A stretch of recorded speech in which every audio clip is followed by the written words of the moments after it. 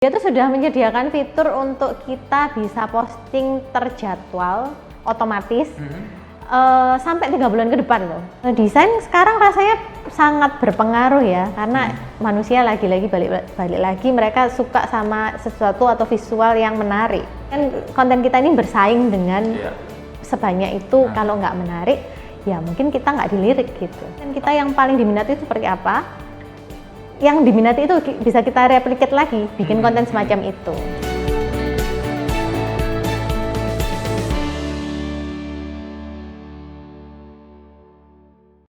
Halo kawan Merdeka, berjumpa lagi di Glam Talk bersama saya Ricky Jawabano. Senang sekali saya bisa menemani Anda lagi untuk berbincang dan juga menambah wawasan Anda di Glam Talk.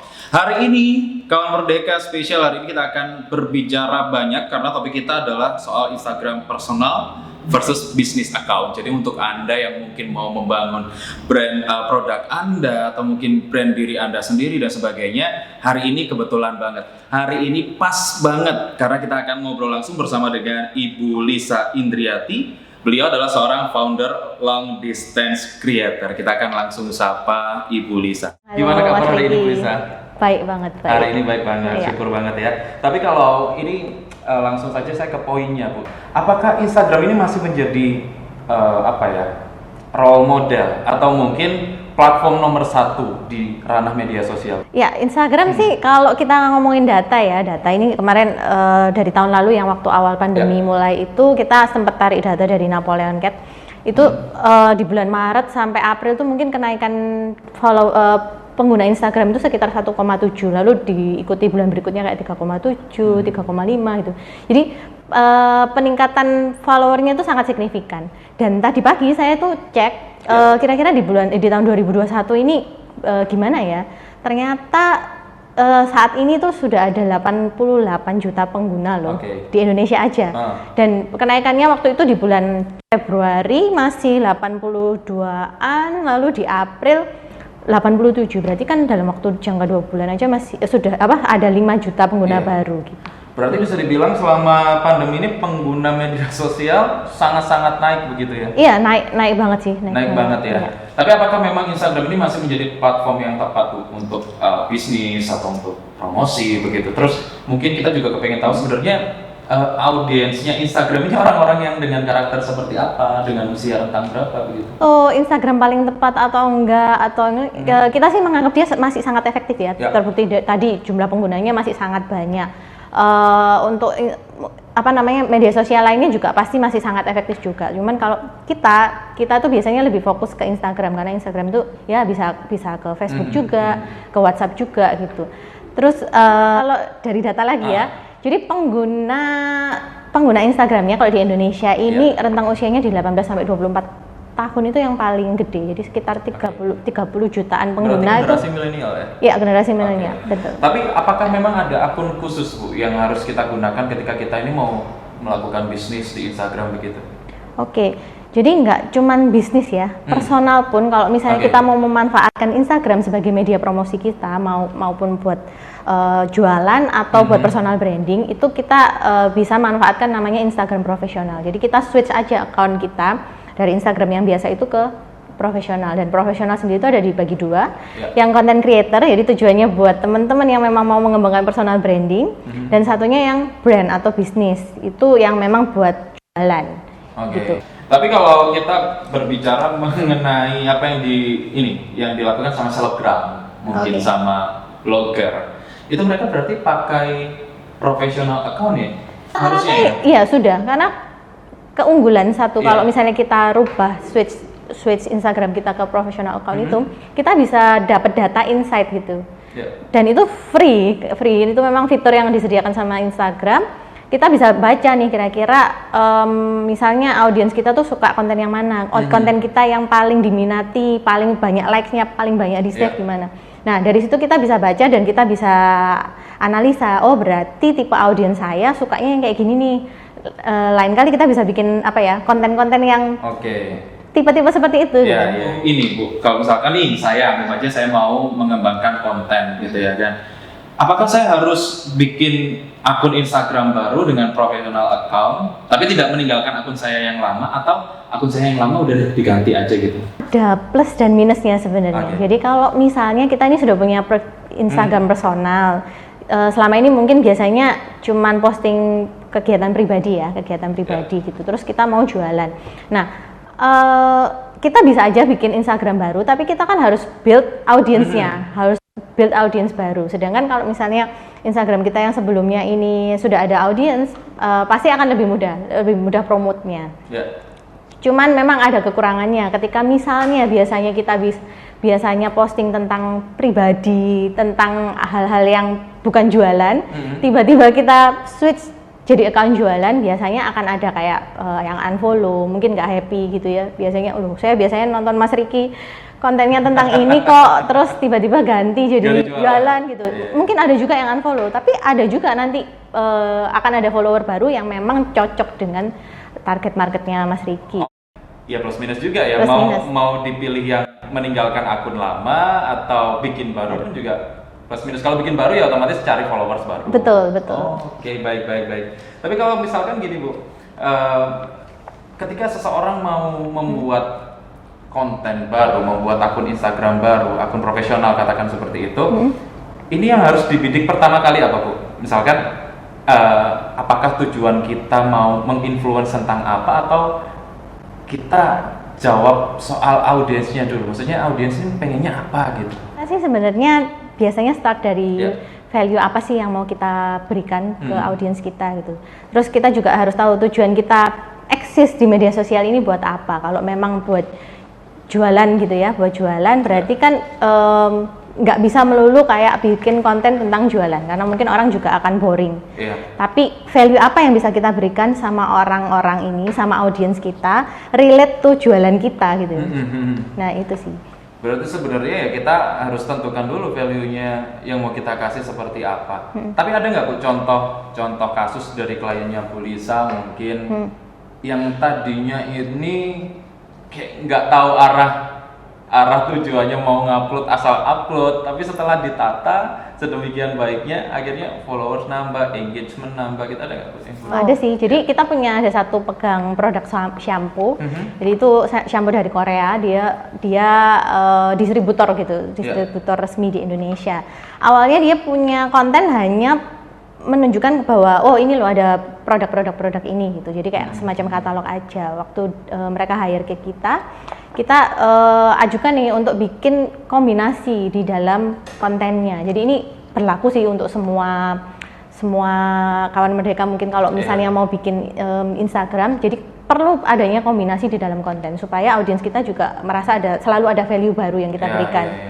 Nah, untuk kombinasi kontennya itu kayak apa? Biasanya kita sih seputaran kayak ada konten yang edukatif, yang informatif, terus kemudian kasih tips-tips, itu kan juga jadi satu konten yang menarik juga. Terus kemudian kalau mau ningkatin engagement sama audiens kita, biasanya kita bikin konten-konten yang memang interaktif, misalnya ada gamesnya, ngajak mereka tebak-tebakan. Itu sih kombinasi-kombinasi itu yang bisa kita pakai lah untuk di satu akun gitu. Meskipun ada beberapa akun besar yang mungkin isinya nggak games, kayak misalkan Lambe Turah gitu Bu. Oke, iya. Lambe Turah itu kan kayaknya nggak ada gamesnya, cuman yang dijual cuman yang viral, yang banyak orang cari. Meskipun videonya nggak didesain dengan bagus. Itu memang beda ya, beda. Kalau dia itu kan modelnya kayak media sebenarnya. Dia kan modelnya media, jadi tipenya mungkin akan sedikit berbeda. Dia sudah punya crowd-nya ya, sudah punya audiensnya sendiri dengan tipe konten yang dia sajikan seperti itu. Nah, beda juga kalau misalnya kita ngomong personal gitu. Ada selebgram, nggak tahu di Surabaya mungkin yang terkenal kayak apa ya? Mungkin ada namanya kayak Londo Kampung. Iya, Londo Kampung. Nah, itu dia kan juga spesifik ya. Dia bikin konten orang bule yang bisa berbahasa Jawa. Nah, itu akan muncul satu keunikan sendiri. Nah itu yang mungkin kalau misalnya di dunia marketing sering kita sebut sebagai niche itu. Nah ini ada satu contoh kasus lagi, kalau teman-teman ada yang follow mungkin Indozone itu punya kan macam-macam. Coba mungkin di search aja. Indozone Music, Indozone Beauty, Indozone movies. Nah, itu Iya. sebenarnya tujuan dia itu pengen dapet niche-nya masing-masing. Jadi kalau misalnya Indosiar cuma punya satu konten yang membahas banyak hal, misalnya bahas musik, bahas sports, bahas IT misalnya dalam satu akun, biasanya followernya mungkin nggak terlalu engage. Kenapa? Karena mereka yang suka IT, nggak suka musik, nggak suka beauty, nggak akan follow juga gitu. Nah, makanya dia bikin account sebanyak itu. Mungkin kalau sekarang di search ada 20-an account lebih ya, di Indosiar aja. Nah, itu dia mau spesifik ke masing-masing niche-nya itu. Oke. Tapi kalau melihat dari indikatornya, Bu, seperti apa Instagram kita bisa dikatakan berjalan dengan baik selain mungkin engagement mungkin? Apakah ada lagi? Oke, yang pertama sih kalau dari kita itu engagement ya harus gede, terus kemudian impresi juga, ya. Terus kemudian yang terakhir itu total follower. Jadi kalau total follower itu biasanya kita kesampingkan sih di belakang. Kalau engagementnya udah cukup besar, otomatis akan lebih baik gitu. Nah ini contoh ya mungkin dari beberapa account teman-teman kita gitu. Kebetulan mahasiswaku ada juga. Dia punya account jualan hampers. Waktu itu followernya nggak terlalu gede kok, kayak cuma 2000-an. Tapi per harinya, per bulannya omsetnya itu bisa sampai puluhan juta. Apalagi kalau misalnya dia mau lebaran gini nih, dia bikin kayak paket lebaran gitu, mungkin omsetnya bisa sampai ratusan juta. Padahal followernya nggak banyak loh, cuma 2000-an. Tapi antara dia dengan audiensnya itu sangat engage. Jadi orang-orangnya memang benar-benar bisa beli produknya dia. Tapi ada juga nih temanku, dia kebetulan kan personal, terus dia tuh bikin followernya kalau nggak salah udah 16.000 waktu itu. Dia bikin webinar berbayar, kalau nggak salah tiketnya hanya 50 ribuan, itu yang daftar cuma 2. Waduh. Akhirnya ya yang ikut teman-teman sendiri meramaikan. Tapi kan itu terbukti ya bahwa kalau misalnya kita kurang engage, walaupun follower kita itu gede, juga percuma. Jadi yang utama sih mungkin di engagementnya itu. Oke, engagement, reach, sama impression ya kalau saya lihat di insight-nya Instagram itu. Tapi mungkin untuk kawan merdeka yang mungkin masih awam dengan isi dari insight-nya Instagram, mungkin bisa diterangin Bu. Engagement kan ya udah pasti saling ketertarikan satu sama lain gitu. Kalau impresi dan reach-nya itu? Oke. Kalau misalnya engagement itu kan ada interaksi dua arah gitu antara account gitu ya, antara kita dengan audiens kita. Sedangkan kalau misalnya reach itu seberapa banyak yang melihat ke konten kita. Jadi seberapa banyak account atau katakanlah berapa banyak orang yang berkunjung dan melihat konten kita. Sedangkan kalau impresi seberapa banyak konten kita tuh dilihat. Jadi bisa aja misalnya Mas Riki ngelihat konten saya 5 kali gitu. Jadi akan dihitung 5 kali. Gitu. Jadi jumlah kalau misalnya reach itu orang yang lihat gitu ya. Orang yang lihat, kalau yang impresi itu berapa kali orang yang sama itu bisa lihat ke situ. Jadi jumlahnya pasti impresi, kalau misalnya teman-teman lihat jumlah impresi itu akan lebih gede daripada jumlah reach. Tapi kalau boleh dicontohkan Bu, ada nggak akun-akun yang kayaknya punya engagement gede nih? Maksudnya kalau dari total followers, terus indikator yang lain, impresi dan sebagainya. Ada nggak Bu akun-akun yang kalau misalnya kita mau lihat account yang engagementnya tinggi atau enggak, itu biasanya dari jumlah komen dan like-nya sih. Rata-rata biasanya kalau misalnya ada terjadi engagement itu mungkin jumlah like-nya akan sekitar 10-20% dari jumlah followernya dia. Nah itu sebenarnya kita juga ada web-web di luaran yang bisa membantu kita untuk ngecek. Jadi misalnya teman-teman mau endorse nih, mau endorse terus ngelihat mau endorse Mas Riki, ngelihat Mas Riki ini account-nya cukup engagementnya cukup tinggi nggak? Itu ada webnya untuk kita bisa cek. Yang paling gampang kan kayak kita pakai Social Blade gitu, dan ada yang lain-lainnya. Baik. Ini menarik sih begitu ya, untuk mengetahui bagaimana engagement kita sebesar apa. Tapi yang perlu saya pengen tahu adalah kebiasaan orang ngeposting. Itu kan kalau dari sepengetahuan saya sebagai orang yang awam dengan media sosial Bu, katanya sih yang paling enak itu kalau posting itu di antara midweek atau weekend sekalian. Bener nggak sih Bu? Bisa bener dan bisa salah. Bisa bener dan bisa salah. Oke. Jadi kalau di Instagram, apalagi teman-teman kalau udah switch ke professional account tuh bisa ngelihat ya, bisa ngelihat langsung insight-nya. Setiap account itu pasti punya perbedaan, jadi akan berbeda karena yang follow kita juga beda-beda tipenya. Ada juga yang mungkin tiap Senin lebih rame, Jumat lebih rame. Cuman memang benar rata-rata kebanyakan account itu akan ramenya di seperti yang Mas Riki bilang, misalnya di midweek atau di weekend. Itu tuh rata-rata. Gitu. Apakah ada jam-jam tertentunya gitu mungkin beli? Jam-jam tertentu sama sih, masih ada grafiknya juga bisa kita lihat di Insight. Itu ada juga yang kayak pagi lebih rame daripada malam gitu. Tapi tadi rata-rata keseluruhan account tuh biasanya ramenya kayak jam 5 sore waktu orang udah mulai santai pulang kerja kayak gitu. Dan malam waktu mereka kayak mau tidur, browsing-browsing gitu. Itu biasanya orang sekarang ya. Iya, biasanya sekarang. Browsing dulu. Iya. Tapi kalau sehari itu kita harusnya berapa kali Bu supaya misalkan akun kita semakin dikenal gitu. Berapa kali posting gitu. Ini mungkin ngutip Gary V ya. Gary V itu pernah bilang dia kan CEO global media di bidang global media gitu di Amerika. Dia bilang kalau misalnya kita mau eksis di media sosial dan dikenal orang itu paling enggak harus 15 kali posting. 15 kali posting di semua platform media sosial kita. Jadi misalnya kita punya YouTube, punya TikTok, punya Instagram aja ada Instagram Story, Live TV dan lain-lain itu paling enggak 15 kali. Tapi kalau kita ini perorangan atau perusahaan yang mungkin belum gede, kan kita nggak punya tim segede itu untuk memanage gitu. Karena akan sangat berat kalau misalnya kita harus bikin konten 15 per hari, terus editing dan lain-lain. Itu yang selalu kita sarankan kalau di LDC itu kita paling nggak konsisten 1 posting per hari dan fokus ke 1 platform yang teman-teman paling minati gitu. Misalnya paling suka di Instagram, ya udah fokus di Instagram sehari 1 kali. Tapi mungkin di TikToknya seminggu sekali nggak apa-apa kayak gitu, atau YouTube-nya berapa hari sekali kayak gitu. Oke.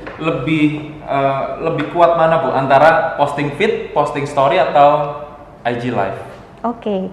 Sebenarnya ada bedanya ya, fungsinya kan beda-beda. Kalau feed itu kalau kita posting di Instagram feed, konten kita ini bisa dilihat sama orang lain gitu ya, yang bukan follower kita, karena ada kemungkinan muncul di explore.